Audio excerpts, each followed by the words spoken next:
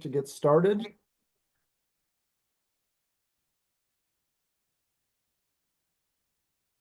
Welcome to all of you. Happy New Year to our first roundtable for 2025. And we're glad to see all of you here with us. We're going to get started right away. We have a lot of content to get through and a lot of good things to get through tonight. So we'll get going right away here. So tonight we are going to start with an opening, and our focus on scouting values tonight will be the outdoor code. Justin will lead us in that. We will take a moment to remember President Carter before getting into our safety moment and membership moment. And then we have a guest speaker from the ORA Trails organization this evening, who's going to tell us a little bit about that. And then we will have our Cub Scouts and Scouts BSA breakouts before ending with some council updates. So I'm going to turn it over to Justin to lead us in the pledge and tell us a little bit about the outdoor code. Thank you, Matt. If you could please join me in the Pledge of Allegiance. I pledge allegiance to the flag of the United States of America and to the republic for which it stands, one nation, under God, indivisible, with liberty and justice for all. All right, and we won't repeat the outdoor code, but going line by line with me here. The outdoor code is very close and near and dear to me in scouting values. I'm a leave no trace educator. I love the outdoors, as I'm assuming most people in scouting do. And the outdoor code was founded in 1954, first published in a Scouts Life magazine, or Boys Life at that time. And going line by line here, as an American, I will do my best. So, pretty similar to the oath. It says that you will be clean in your outdoor manners, be careful with fire, be considerate in the outdoors, and be conservation minded. So this outdoor code was made because I believe it was, President Dwight D. Eisenhower put a specific letter out to the Scouts saying, hey, we'd love to see a bigger push, a bigger conservation initiative with the Scouts to really kind of drive that kind of work within the Scouts to make a bigger focus on that. And so then it was published in the Boys Life magazine and became a staple within the Scout Handbook the year after that. It is a requirement for all Scout members. So once you get the Scout badge, they have to memorize and repeat the outdoor code by heart. Thinking back to my own experiences, my troop, I never memorized it by heart. And I'm sure that's might be the case for a lot of people, but it's something that you can start to think about and start to add into meetings.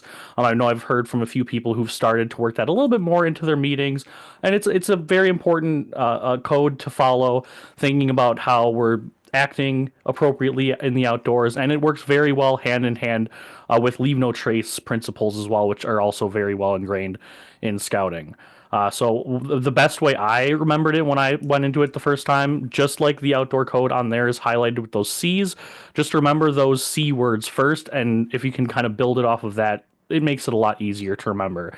So just remember to be clean, be careful, be considerate, and be conservation minded.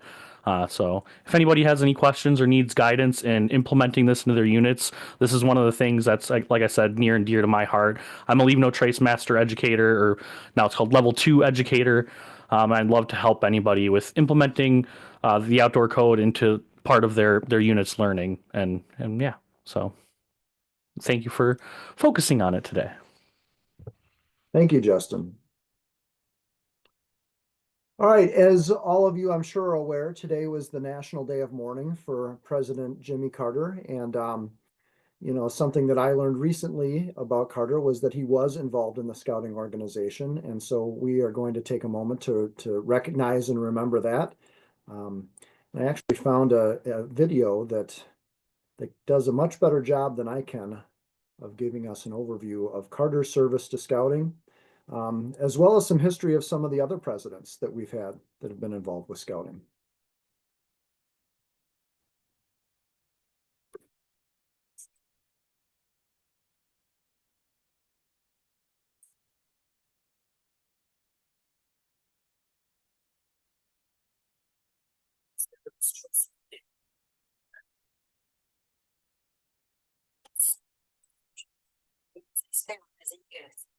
Kennedy. He made it to star rank. Next was Jed Olson, the only president who earned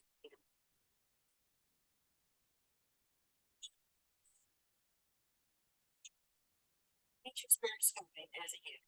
For the 39th president, Jimmy Carter, he was in scouting as an adult volunteer. When his sons were Boy Scouts, he volunteered as scoutmaster, troop committee chairman, and explorer advisor. And you see all, I mean, are you going to scout? I think I'm going to bring it. You see all, right? I'm not seeing a video, Matt. You don't see a video. No. Okay, I'm sorry. Let me see what the problem is here. I'm seeing all of those of you who got your pictures up, so, that's just fine.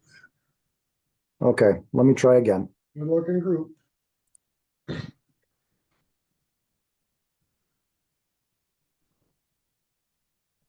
You see a video now? Yep. Okay, good. Sorry about that. My screen was a little funny and I was wondering why, so that explains it. Hey Scouters, question. Was President Jimmy Carter in Boy Scouts of America? Yes and no. On my honor, I'll do my best. A scout is trustworthy, loyal, Helpful. Let's start with the first president who was a scout as a youth, John F. Kennedy. He made it to star rank. Next was Gerald Ford, the only president who earned the rank of Eagle. Then we have President Bill Clinton, George W. Bush, Barack Obama, and Joe Biden. They each experienced scouting as a youth. As for 39th President Jimmy Carter, he was in scouting as an adult volunteer. When his sons were Boy Scouts, he volunteered as Scoutmaster, Troop Committee Chairman, and Explorer Advisor. Good to see you all. Hello. I used to be a Scoutmaster myself. I sympathize with you. Good to see you all. Good morning to you. Hi, boys. Y'all work hard, okay? I want all of you to make Eagle before you're through. Okay? While in office, Carter received the Distinguished Silver Buffalo Award from the Boy Scouts of America, the highest award bestowed upon a volunteer for service to youth. Values represented in the Scout Oath include duty to God and country, which were seen in his presidency. I would not tell a lie. I would not mislead the American people. So help me God. Another pillar of the Scout Oath is to help other people at all times, and many believe Carter's true dedication to service began after leaving the presidency. In 1982, he and wife Rosalind founded the Carter Center. Its goal is to advance human rights and alleviate human suffering in more than 80 countries. The center seeks to prevent and resolve global conflicts, enhance freedom and democracy, and improve health for all. We deal with the generic term of human rights. Under that umbrella, obviously, the right of people to live in peace and the right of people to have adequate health care and to have their children survive are inseparable basic rights of a human being. The Carter Center is unique, and I think there are several reasons for it. One is because Jimmy was president, we have access to leaders in any of the countries we want to work in. We can call on experts in any area, and they'll help us. Another principle in the Scout Oath is keeping physically strong, mentally awake, and morally straight. Carter stayed in shape his entire life and had a sharp mind until his death.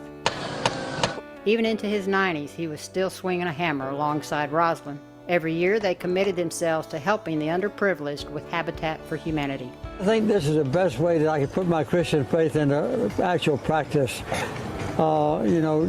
Jesus Christ was a carpenter, as a matter of fact, and I'm sure he swung a hammer a lot. But it's a very serious and difficult chasm to cross between the rich world and the poor world, and Habitat makes it easy for us. President Carter also lived the Scout law. One of the laws is a Scout is reverent. In the decades since leaving Washington, D.C., he regularly taught Sunday school at his local church in Plains, Georgia. He was a great teacher, no matter whether he said it. Do we have any business this morning? People saw how he lived it. Carter's strong faith in God carried him through every situation in life. President Carter has a faith that I don't think I ever seen in anyone else, because he lives it.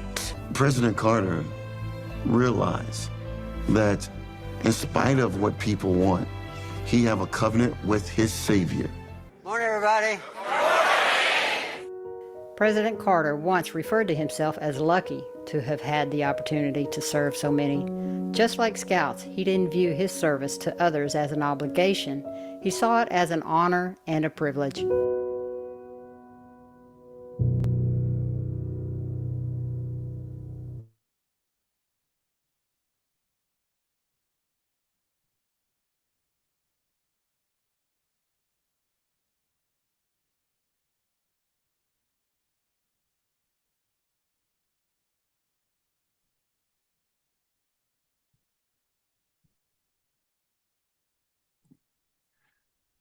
Okay, so tonight we do remember an American president and somebody that truly did live out the Scout oath and the Scout law. All right, next we have a safety moment, and Chester is going to talk to us about transporting our Scouts safely.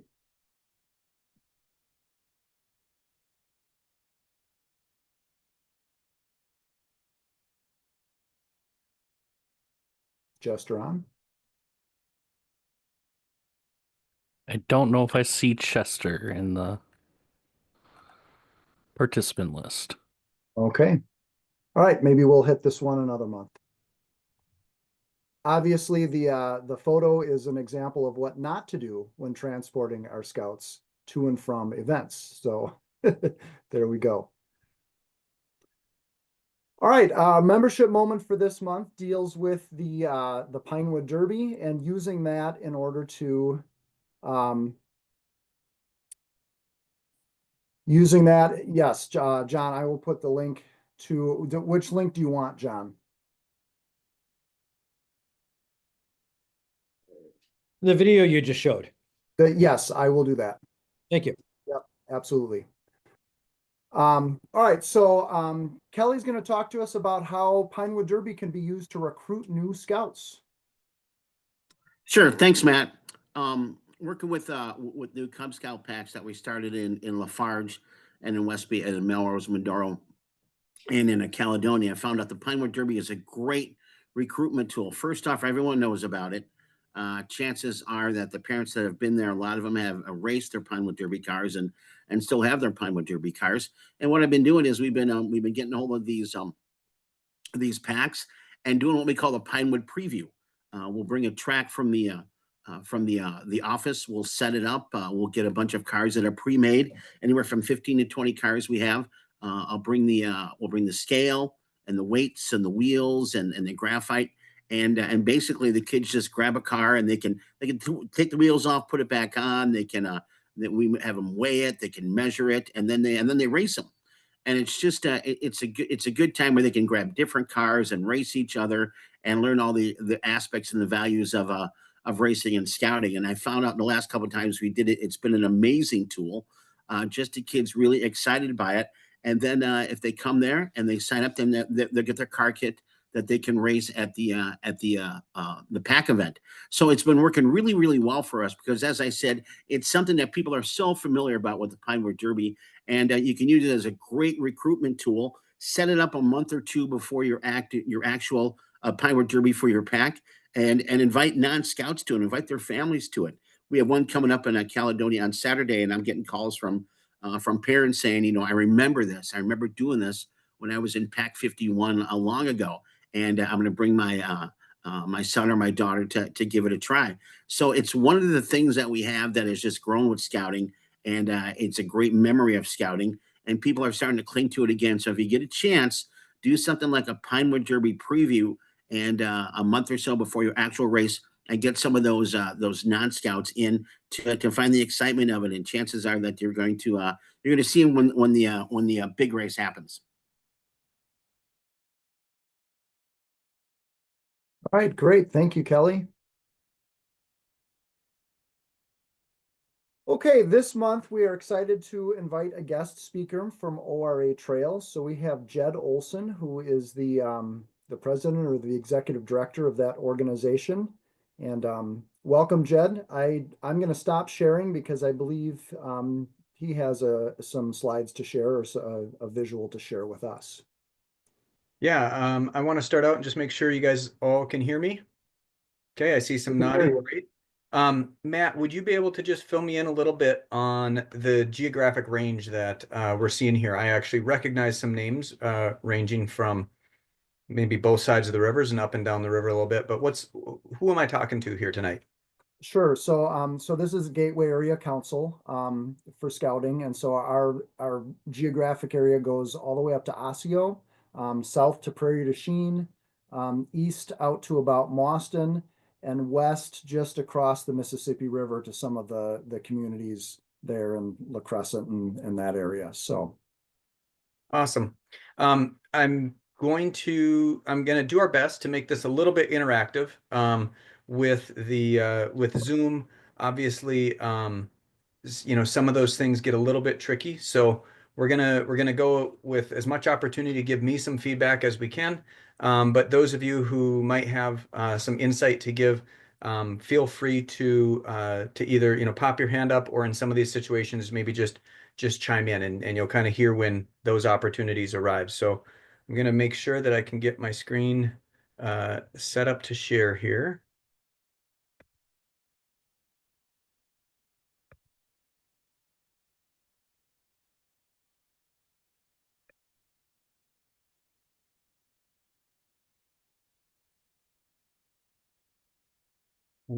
Okay, well, my slides were towards the end, but are you guys able to all see my screen here?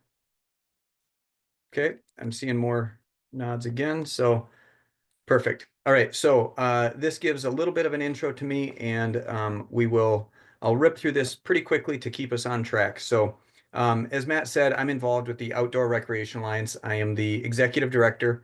I've been involved as a volunteer for a very long time. Our organization is a nonprofit here in the La Crosse area, and we had been kind of 100% volunteer run for a very long time. And as we grew in progress, in ambition, and in ability to do more and reach further, we realized that we really did need some staff and some dedicated leadership allocation to push us forward. So I went from longtime volunteer to board member to accidentally starting a construction company that worked kind of in tandem with the nonprofit to now employee of the nonprofit. So I am the executive director. And it's wonderful to have that be my job. I get to do the thing that I've always loved, to a large extent for the work that I do every day. And I know that obviously, as pointed out earlier, there's a lot of passion in the outdoors within scouting, and I'm sure that many of you can relate. One of the things I always like to do is acknowledge the places we are, the time we have, and the energy that we share. So again, Matt, that region you described is a really special place in the Midwest. I live here on purpose in that, the Driftless region, reaching up and down the river, both sides of the river. It's the only interesting thing in the Midwest, right? I grew up further north in Minnesota. I've traveled the world, and my wife and I came back and chose this space very specifically because it has the water, the landscapes, the topography, and it has great people and great culture around it. So we also want to acknowledge that we aren't the first people to be blessed to call this place home, and we won't be the last. And so I really liked those ideas and the conserve or the outdoor kind of ethic that was presented with that mind towards conservation and being clean, careful, and considerate. I also appreciate that most of you, I do see Joe on here. I do know that Joe collects a paycheck, but most of you are here for free. You guys, you put this out into the world. This is the way that you make your communities better, and I just want to acknowledge the time and commitment that those paid and unpaid make to make these changes and improve our world. One of the things that I want to start with is simply where are we at in the world? And so I'm going to try this to just let you guys verbally chime in for a few seconds on where are we at in the world right now? What are you guys seeing in the world? And it's going to be a cluster of responses, but I think there'll be some trends there. So just go ahead and unmute yourself, and what are you seeing in the world? Come on, you guys got this. Let me hear a few of you. Kids glued to their screens. Frustrations about, not being able to get outside and, or that, yeah, like you said, the kids glued to the screens, their desire not to be outside. Awesome. Keep them coming. Social emotional needs. Mm-hmm. Mental health challenges to go along with that as well. Okay. I think we got enough responses, and you guys weren't plants. I didn't plan this, but this is what people see right now, right? And one of the things that's interesting is that all of those responses to some extent at least looked at the negative side of the world. Remember the positive side of the world. This group that's meeting tonight is making a difference. The resources that we do have, the warm homes in Minnesota and Wisconsin this time of year, right? There's a number of amazing things in the world, but we want to fully acknowledge that there are some struggles right now. And what we as an organization, and I personally really think, is that we want to be happy, healthy, and resilient. And by doing those things, we think that that we can improve our own situation and improve the situation of those around us. So a few years ago, we kind of recast our mission to really focus on this happy, healthy, and resilient. And so we we found this quote. I think it was about a year and a half ago. Some of you may have heard it before. The interesting thing is it's as of this year, 2025, it's now 101 years old. We in the United States are leading such busy, strenuous lives that recreation has become an absolute necessity. We are in a hurry all the time. If we're going to keep pace with our civilization, we must give the public an outlet in the great outdoors. I think that, again, I can see some of your heads and faces and the nods, but that rings really true to the world that we're still in 101 years later. And this was by a gentleman, Louis Pamel, who grew up in the La Crosse area. I think if he was here today, he would still agree that this is pretty significant. As an organization, then, we've set our mission to building happy, healthy, resilient communities by providing equitable and sustainable outdoor recreation experiences. We really think that that lives are improved when we have access to connect to nature, connect through nature, and connect to our communities. There's a scientist and a few bodies of work in different fields that kind of list out some things that we need to be happy, healthy people. Again, you've got Maslow's hierarchy of just you need food, water, shelter, air, those basics. But beyond that, then there are some things that when they are added to your life in the right way, they truly elevate your position and your comfort and your satisfaction. And those are broken down to sometimes 7, sometimes 8. I've seen a few different versions, but the version I'm running with is from a guy named Roger Walsh. He calls these TLCs, therapeutic lifestyle choices. The choice to exercise typically improves. The choice for good nutrition, the choice for time in nature, the choice for relationships, the choice for recreation, spending time with those or spending time doing the things you enjoy, relaxation, spending time removing yourself a little bit and slowing the world down, service to your community, and a faith in something, faith in that what we're doing matters in the world. And when those things are brought and elevated into our lives become happier and healthier. Now, there's a lot of places you can get exercise. You can go to the gym. You can swim laps in an indoor pool in the middle of winter. You can get great nutrition from a pill. You can get great nutrition, from a restaurant. But we really feel that working in our parks, our public spaces, and outside kind of hits all of these things. And so rather than picking and choosing a little bit from your public spaces and your teams that you work on, outdoors really gives all of this. It gives you an opportunity to serve. It connects your faith.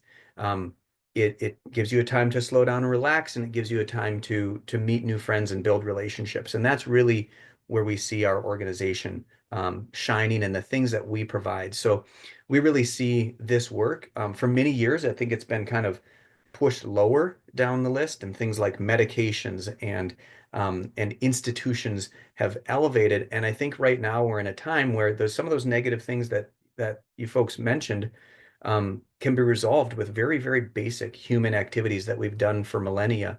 It's moving our bodies. It's spending some time outside. It's eating good food. It's knowing other people and building important relationships, and it's getting some rest and some sleep here and there. When we look at how we can put that out into the world and how we can impact the world, we have what we call a BHAG. And if anybody knows what a BHAG is, feel free, unmute yourself and just call it out. This is a term that gets used a lot. And if you've never heard it, you'd be like, oh, I've never heard that. Once you hear it, you'll hear other people use it frequently. Does anybody know what a BHAG is? Big, hairy, audacious goal. Perfect.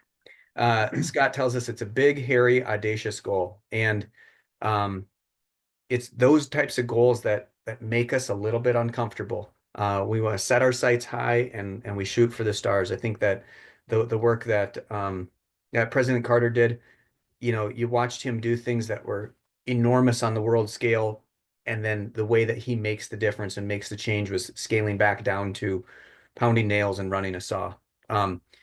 With that big vision, though, is how we view connecting our community. Again, I mentioned this before, connecting to nature and connecting through nature.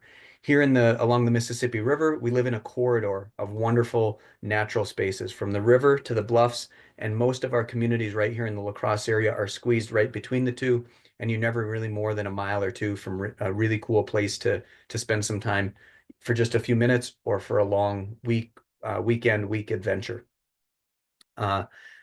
We call this concept our Blufflands plan in the La Crosse community. It's been a plan that's been adopted and accepted, and we are working to connect these spaces in a more improved way.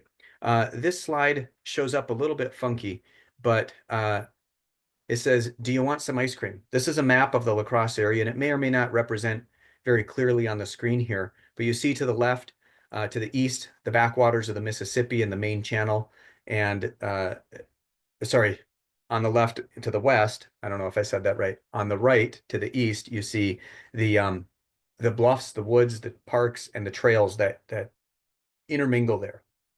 And this map shows how the trails blend through the community. And the amazing thing is that all these little kapows show the places you can get ice cream. And so in Wisconsin, it's really important to know where you can get your next batch of ice cream. So downtown La Crosse, downtown La Crescent, north side of La Crosse, south side of La Crosse. There's all these great places where you can get a snack, you can get a drink, you can get cheese curds, you can get a pizza, you can get ice cream.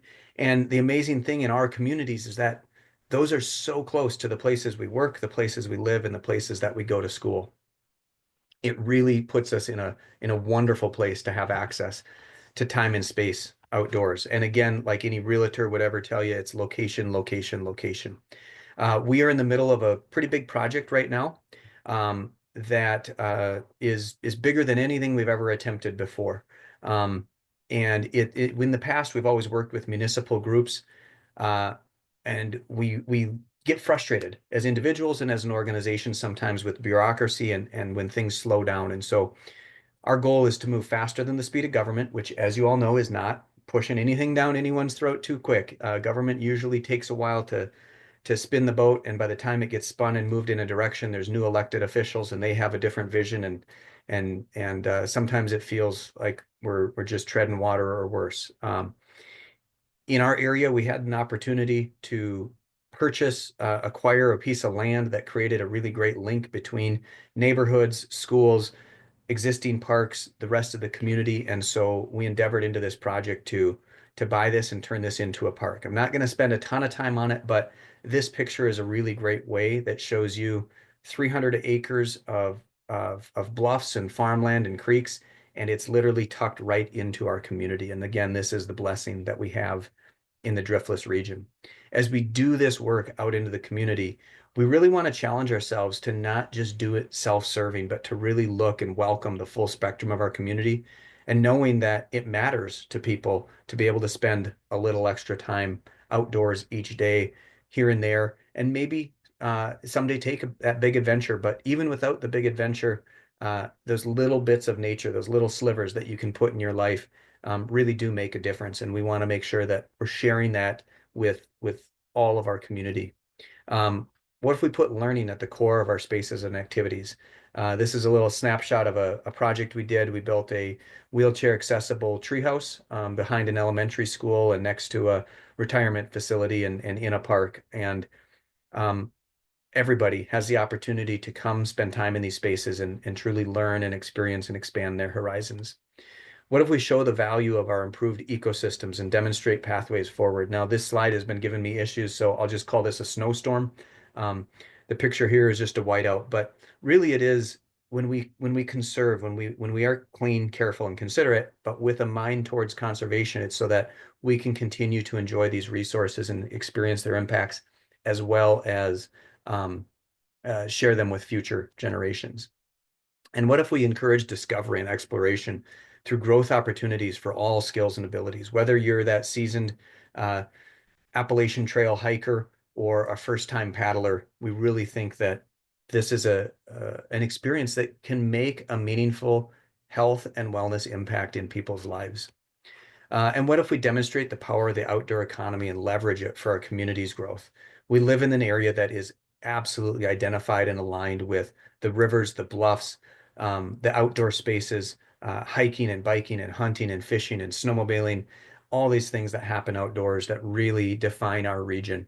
And we continue to build our region economically with that image and the follow through there. Again, a common phrase, if you build it, they will come. That's the hope with the way that we function.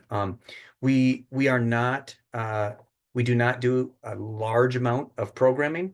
Really, the program that we've found our sweet spot is building, is really helping municipalities and groups execute their visions and make things happen. And we've started to kind of put some structures into place. Our goal is that as we continue to grow, those structures will be available for others to use as tools to follow their pathway. And again, with the work that scouting has done and that we've seen, there's always all sorts of projects, whether it's troop projects or Eagle Scout projects, where sometimes that framework really helps accelerate forward. And maybe some of that exists in the scouting world, but it's what we're building for ourselves. And as long as we have the resource, we envision a world where we share that out and help others and inside and outside of our organization continue to put that infrastructure in place and the programming in place that really can lower the barrier so that more and more folks can get outside. This is a really quick snapshot of what we're calling our ORA Community Trail Farm. Again, a very ambitious project, a big, hairy, audacious goal. And you see all these little things in here. The point here is that every one of these was recommended or suggested by a community member, children, adults. We engaged lots of folks and they said, we want to see all this different stuff. And it shows us that there's a lot of interest in getting outside and finding this place of wonder. Really quickly, I'm going to jump through these next two slides, which are really just kind of our inspiration, kind of our Pinterest board of the types of things we imagine people to do outside and that we'd like to see, everything from recreation to camping to agriculture, the things that help people connect to the space that we are occupying and hopefully bringing benefit back to ourselves and our community. A common question is, how do we get there? Where do we go next? I use this one a lot. 1 + 1 typically equals, some of you are saying it, you don't have to unmute yourself. Most people say 2, but really it's more than 2. When it's got 2 individuals working together, this is a quote my friend came up with. He said, 2 people is so much more than 1 more than 1. And what that means is it's not just an additive. When you work in the community or you work within your troop or with the big round table like this, it's not just 1 + 1 + 1. Each person builds upon the skills and assets of one another, and we really multiply or even exponentially grow in our impact. Again, this quote from Lewis Pamel, highlighting that we really must give the people of the world a place in the great outdoors to enjoy, and then help them get there, remind them it's there, give them the education needed to utilize it well, and the confidence to come out and be welcomed into these spaces. That's the extent of what I want to present, and I think we maybe still have a couple of minutes for a couple of questions. I'm going to stop the share, and Matt, if you have any insight into how we want to run this, great. Otherwise, I'm happy to just chime in with a few questions of kind of how well, I don't want to lead you. What do you guys have for questions?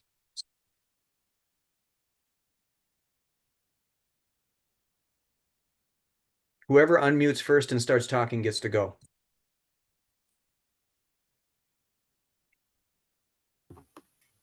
Where's this place located at, or that you're? Oh, yeah, that's great.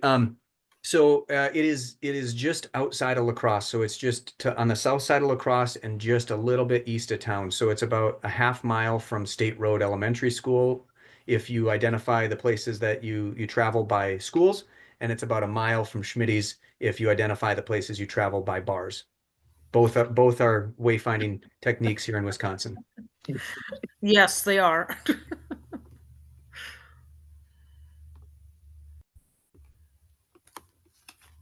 I think one of the questions that pops up a lot, and in the scouting world, is kind of how can we get involved? How can we help? How can we maybe do this where we're at? I'll kind of pin through those pretty quickly. Here, if you're in the La Crosse area, if your troop is in this area, how you can get involved is with us directly. Jump onto our website, get signed up for our newsletter, and you'll find out about all sorts of volunteer opportunities. As well as events. Sometimes I know on January 13th next week, it's a full moon. We have a moonlight candlelit walk. That's a great opportunity. You don't have to come serve, just come be served. Come enjoy the space. Come to our events, and then volunteer when available. If there's specific projects that you have in mind, you can reach out to one of our staff. Our contact is a great place where then those emails get kind of just put to the right person, depending on where you're at and what type of ideas you might have. I will acknowledge that sometimes as a really quickly growing organization, we struggle with the capacity to take on projects. I've worked with maybe a dozen Eagle Scout projects, maybe even more than that over the years in different communities, and they can be a really wonderful asset, but there's a risk sometimes there that you get sucked into something that maybe pulls you in a certain direction. So I'm not going to say don't come to us with Eagle Scout ideas, but we just fully acknowledge that we can't do all of them. The more, if you want to be and I guess the next thing that I'm going to say is, how do you do this where you're at or with us? And the thing that I truly believe from a personal motto and a perspective is start doing. If you want to get something done, start doing. Don't wait for somebody else to do it. Sometimes think about it before you do it. That was the younger me used to do a lot of actions without thinking through it. And my parents always asked, what was I thinking? And I always said, I don't know. I guess I wasn't. But make a plan, put the things together, start to build your team, find other people interested in it, but reach out and start doing that thing. So if you're working with your park and rec department, they also are understaffed. They're usually at capacity, and you want to think about how you do these things without putting more on someone else's plate and saying, you know what you should do, you know what I'd like you to do for us, but come there with the answer, or with part of the answer and with some of the resources, and it's minds and bodies that really help make these things fly. So that's my recommendation is, if you want to get involved directly with us, come on out, start doing our activities and participating. If you're not right in our area, and I'm sure there are other organizations like ours in the region. But if you're wanting to take a field trip to some trail, book it, get it on the books, put on the calendar. You're locked in, you're committed. Take your kids out there, or maybe take their parents out. Say no kids allowed. Let's go hike as parents. Those are the things that I really recommend to lock in and move forward. I'm a little over my time limit, so I don't know if we want to do any more questions or send me off. Are there any final questions?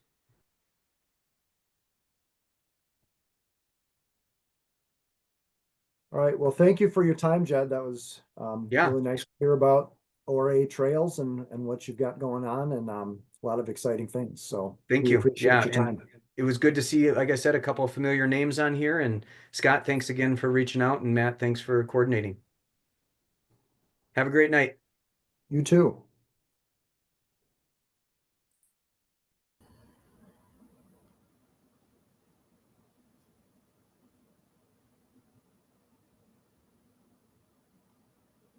Okay, we are going to break into our breakouts for Scouts BSA and for our Cub Scouts. So Scouts BSA are going to be talking about Klondike, what's coming up with that, and then also how you manage volunteers within your organization. And then Cub Scouts are going to be talking about the Pinewood Derby and the new race time adventures for all Cub Scouts. So we'll get you to the rooms that you need to be in.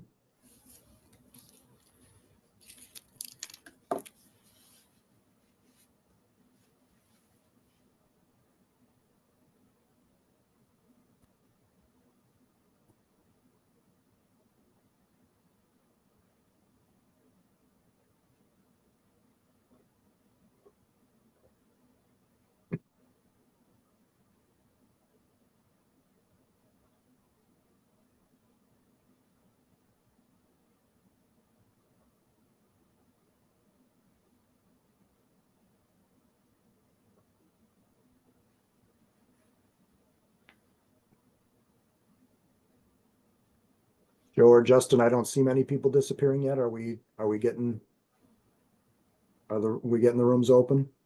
Open them right now. I'll just Okay. rename them.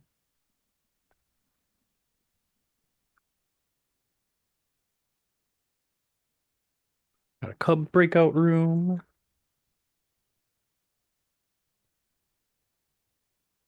And a Scouts BSA.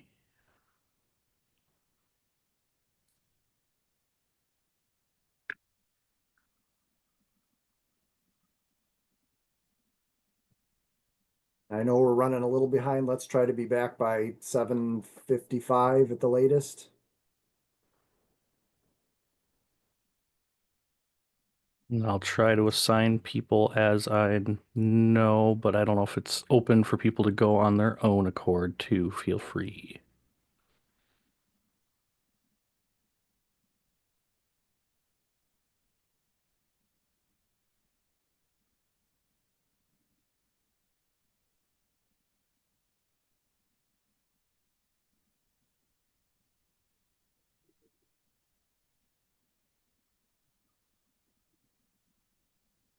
So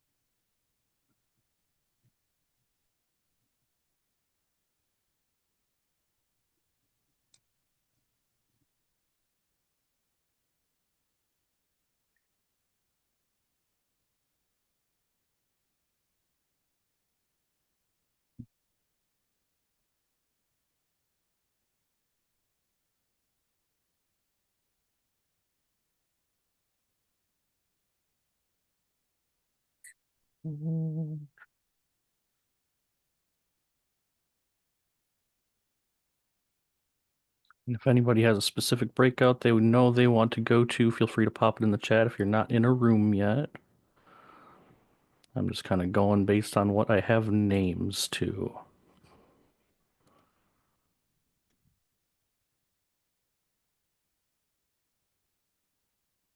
you also, if you hit the breakout room button at the bottom of your screen, everybody look for the blue button inside that's labeled join for each of the rooms. So you can use that to join your own room if you wish.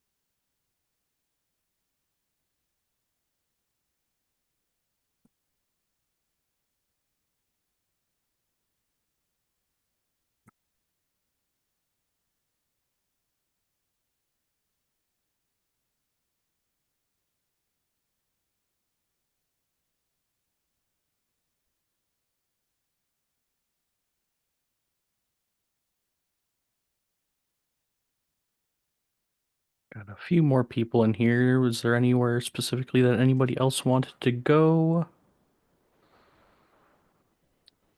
You can send me to the troop, Justin. Alrighty. Yep, Alicia requested pack in the chat. Yep, I think I should have sent her there.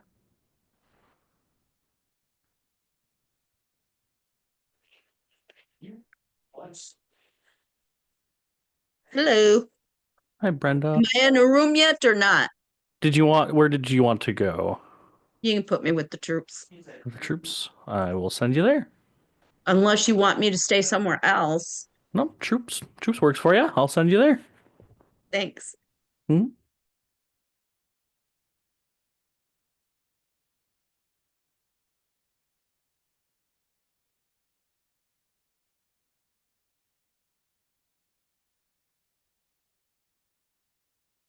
And I'm gonna go bop into the cub breakout as well. Justin, you want to throw me into the troop one, please?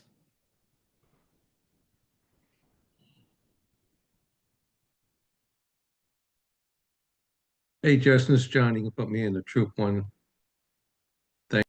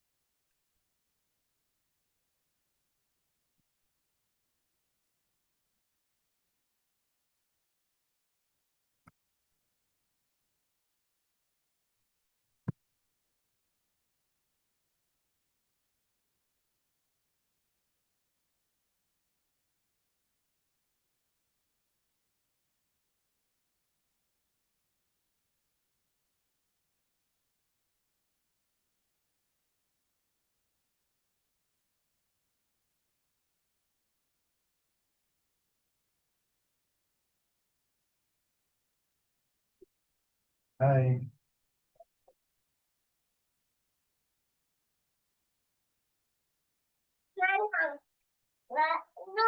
No.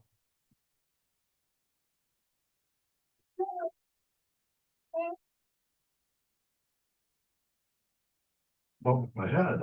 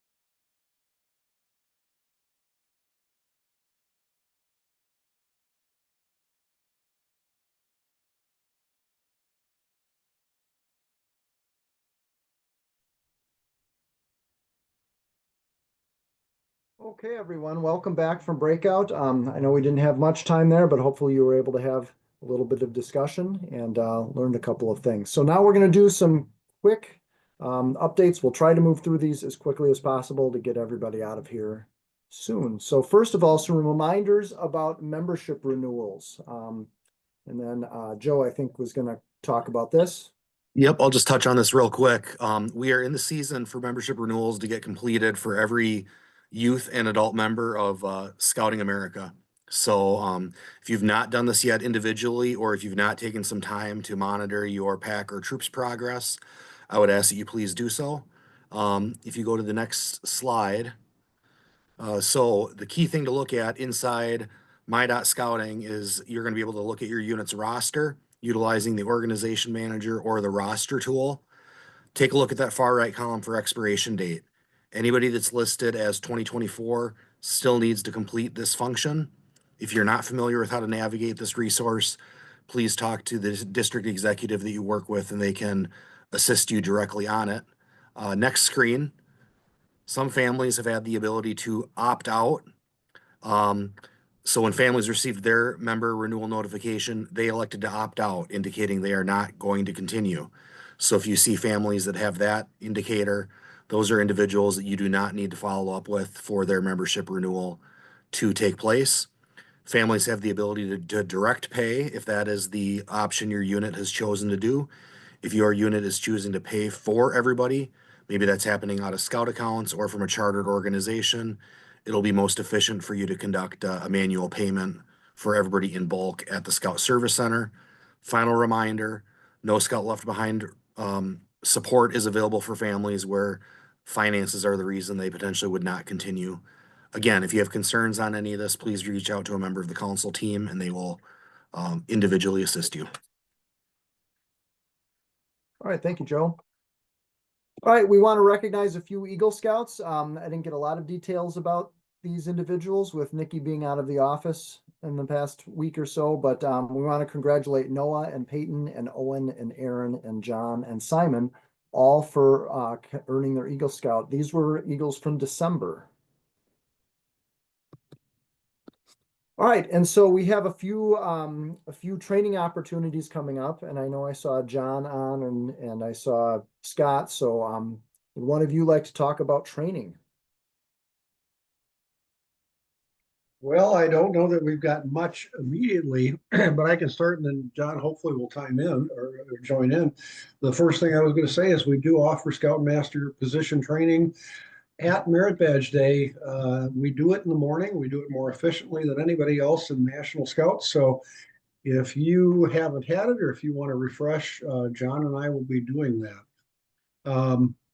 The others, I could probably read off this, but I can't tell you much more about it right now. There'll be more details coming forth with Blue and ITOLs as we get closer. And of course, we want you to know that June 8th through 13th is National Youth Leadership Training. We haven't started to actively recruit. Our webpage needs some updating and a registration button, but I sent in a request for that. And so hopefully we'll be getting out a notice soon. But please, now is the time, even though that, June seems like a long way off, now is the time to get to the scouts that are eligible. And, if they're planning family vacations or their troops are planning trips or whatever, try to, get them to stay off those dates and to get to National Youth Leader Training. Kids have fun with this and they learn a lot. So, but maybe the most important thing is they do have fun. And most of the participants that are with us one year do indicate they want to come back for staff the next year, which is probably the best indicator that it's a good time. So, John, you got anything to add? Yeah, I want to add that Wilderness First Aid in particular is a capped course it's either 12 or 15, I forget. If you're interested in signing up for a course, please do so earlier rather than later, because it often happens that we have one or two people sign up, a course gets canceled, and then we have several people say, oh, I was intending to do it and I didn't sign up in time. And so we're balancing the resources invested in the course and the time of the staffers against the number of people registered, and really helps us to know that we've got registrants ahead of time. And NYLT registration should be live very shortly, but Wilderness First Aid in particular, because it's a capped course. If you're planning a high adventure trip this summer, that sort of thing, you need to have minimum one, realistically two, in case something happens to the one. Wilderness First Aid trained people, so they need to get signed up for that, and that class does tend to fill up. Okay, thank you. All right, Justin, are you going to cover Friends of Scouting? Yeah, so we just wanted to remind people that going into the new year, that if you would like to schedule a Friends of Scouting presentation, we encourage every unit to do so with us. Let us know as soon as possible so we can get those onto our calendars to make sure that we can have a council staff supporting those. So, please reach out as soon as possible to get that scheduled, and we'll be able to attend your units and give you a presentation. I saw there was a discount for Camp Decorah cabins for doing Friends of Scouting. Does that just need to be scheduled by the deadline, or we have to have the presentation by the deadline?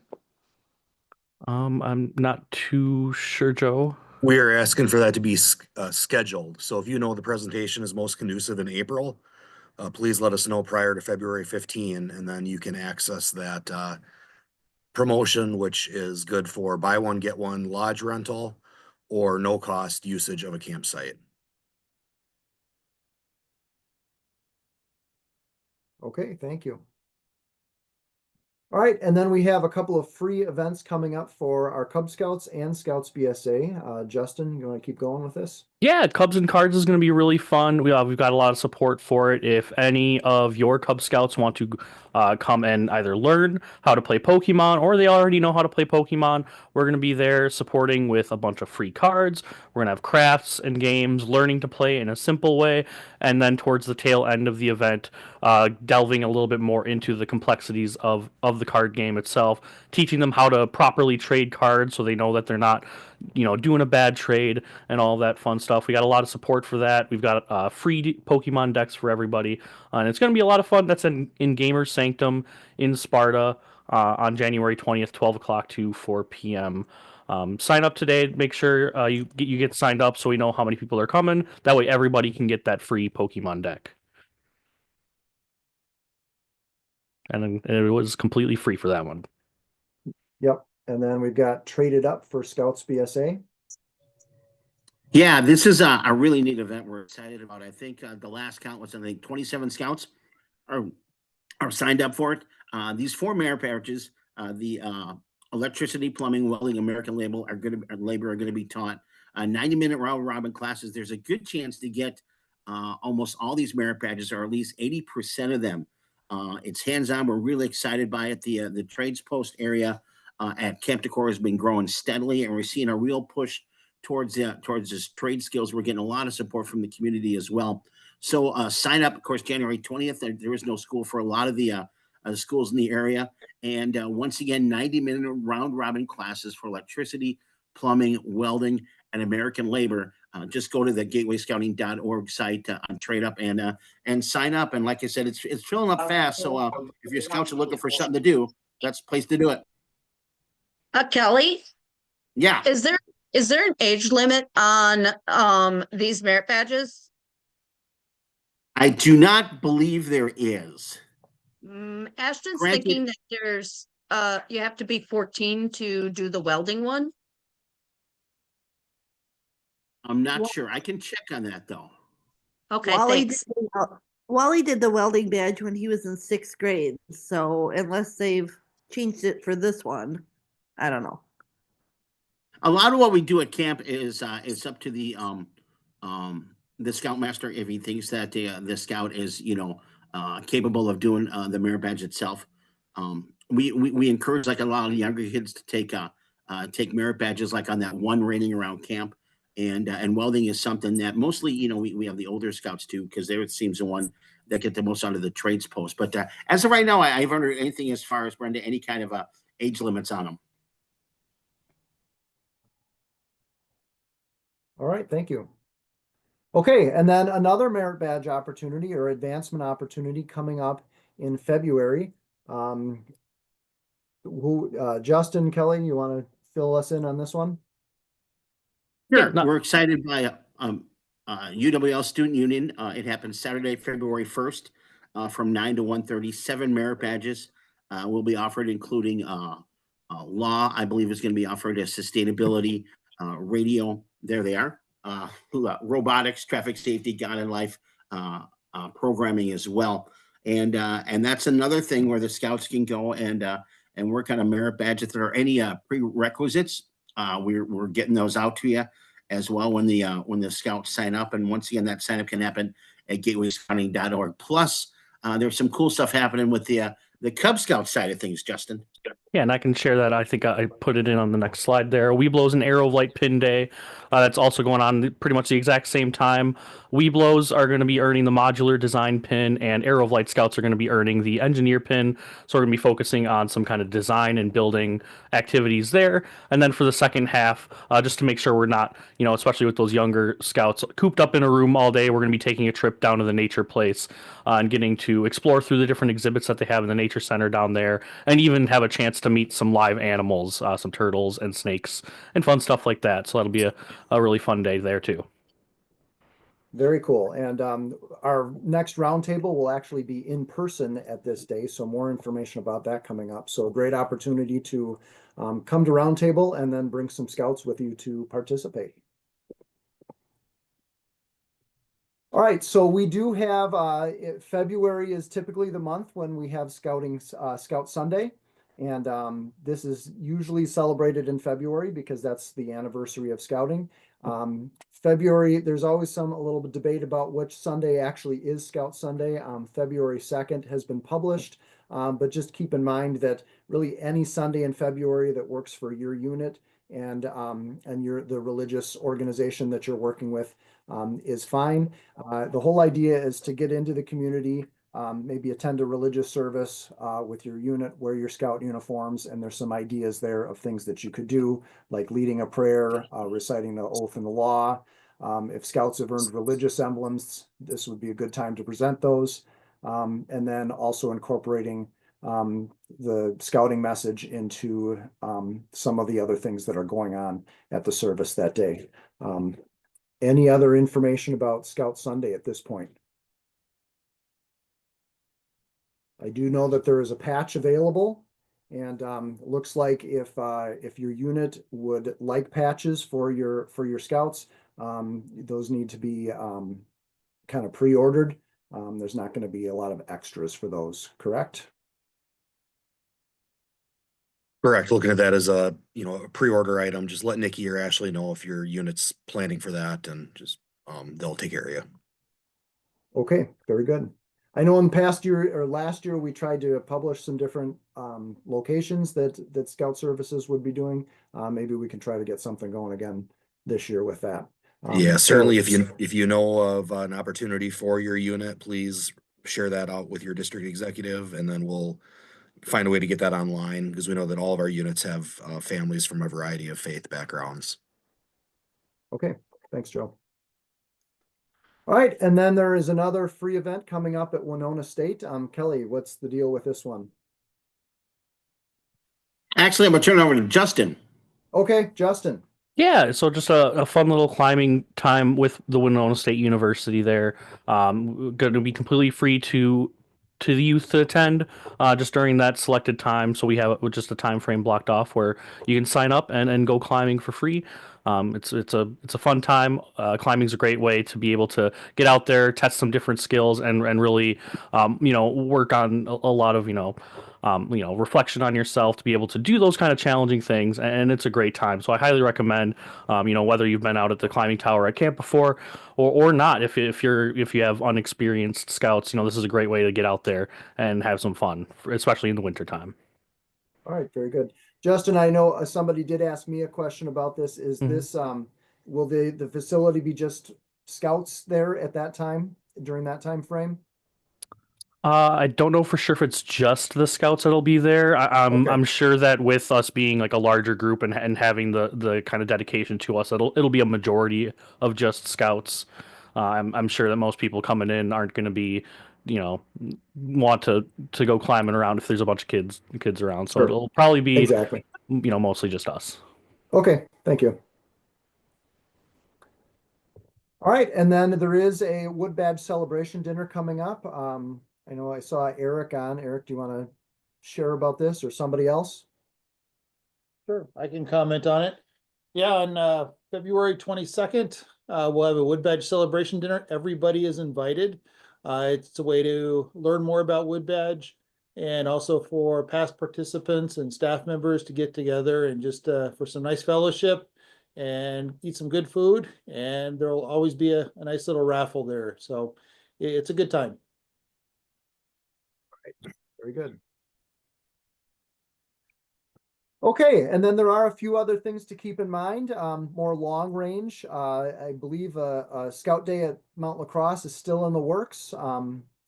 Date for that is yet to be determined. No updates on that yet, as far as I know.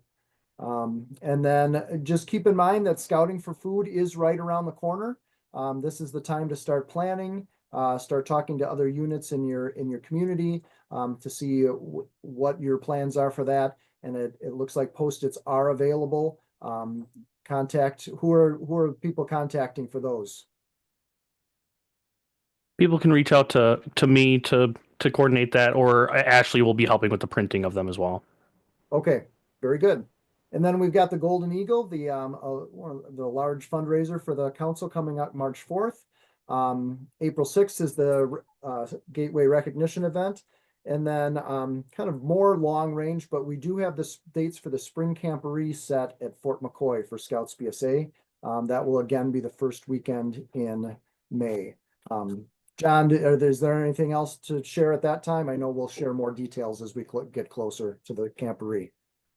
Yes, the focus of it is search and rescue, and we're looking at including some orienteering activities as a fun activity in the afternoon. So yeah, The planning is in progress, meeting next Wednesday evening. So all of you who are part of the planning committee, please attend. If not, just let me know. Okay, thank you. All right, so next month, since we are in person for Merit Badge Day, we're gonna do another in-person opportunity for Roundtable. So that will be at UWL at the same location as Merit Badge Day. That will start at 8 a.m. In the morning. There will be an option to join virtually, and we'll get more information about that with the announcements that go out. So hoping to see many of you in person. Or at least have you join us to get that information next month, and bring a scout or two to do the merit badges and Webelos pin with you. And Matt, Yes. right after that roundtable is when our awesome, phenomenal Scoutmaster training will start. You can get a twofer. Yes. Right there. Yes. It'd And if you can't go to this, Troop 19 is sponsoring the fishing derby food court down on Bryce Prairie. So there's an opportunity to buy a hot dog and a brat. You can swing by after roundtable and There you go. Scoutmaster training to get your lunch. There you go. All right. I want to I want to throw out one big incentive for everyone to go to the Wood Badge dinner. Can I show it? Sure. You'll have your opportunity to auction for this one-of-a-kind eagle feather. Wow. Ooh. Very nice. It won a blue ribbon at the Vernon County Fair. Excellent. All right, just a reminder that we do want units to be attending Roundtable, and so there is an incentive to get some free nights out at Camp Decorah if your unit sends representatives to a number of Roundtables. February is another opportunity, and remember, it does not have to be the same person every time. You could, if you're not available, please send someone in your place. All right, that brings us to the end of our time. John Hanley is going to give us our Scout at Gateway Area Key 3. We do have some updates with the Commissioner Corps for the council, and he's going to talk to us about that. Matt and John, before John goes, just a reminder, leave the link open for the Zoom meeting, and the Scouts PSA committee is going to go on. We'll make it out in 10 minutes, but we'll be meeting right after this. Okay. Now I'll shut up. Okay, thank you, Matt. I'll make this moment quickly. I'm proud to say that the Commissioner Corps over the last couple of months has gone from 1 person to 5, and we're all focused on unit service. So as you can see in this slide here, we have the key 3 individuals, and to start out with, I'd like to welcome Eric Strauss, who will become the Council Commissioner. He and I are doing our transition this month. So by, I guess the board meeting later this month, he is officially in that position. So I know you're on mute, but go ahead on your own. Give him a round of applause. Okay, great. Thank you. And Eric, thank you very much for stepping up and taking over this role. Along with that, in the Commissioner Corps, Matt Pigliero is the Roundtable Commissioner. So he's been doing the Roundtable for quite a while now, but now he's got the added notoriety of being a Roundtable Commissioner, which is part of the big scheme of the Commissioner Corps throughout Scouting. So within the Scouts BSA, there we go. Brian Purdy is the district commissioner. And also now we have a key 3 leadership in the Scouts BSA district, which has evolved in the last couple of months. So Scott Safransky, wonderful individual, despite his self-deprivation, he is taken over in that role as well. And Kelly Wild is the district executive for Scouts BSA. So we have a strong team there, as well as a strong team in the Cub Scout district. So we have Steve Schauer is the committee chair.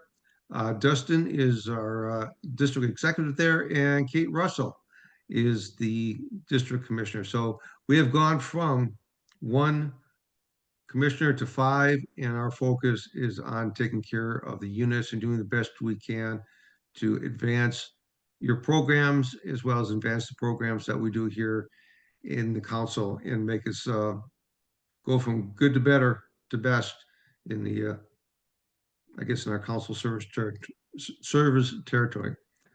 So with that, that's all I have for this meeting. Next go around, you'll have Eric Strauss as the council commissioner to address you. Thank you. Thank you, John. And again, thank you all for joining us. And I apologize that we ran late this evening, but we do hope to see you again here next month and in the future. So have a great month. Thank you, everybody, and thank you, John Hanley, for your service as the commissioner over the last 2 years. You've made a significant impact, just as everybody else in this meeting makes a significant impact on scouting in their own packs and troops. So thank you, everybody. Thank you, Joe.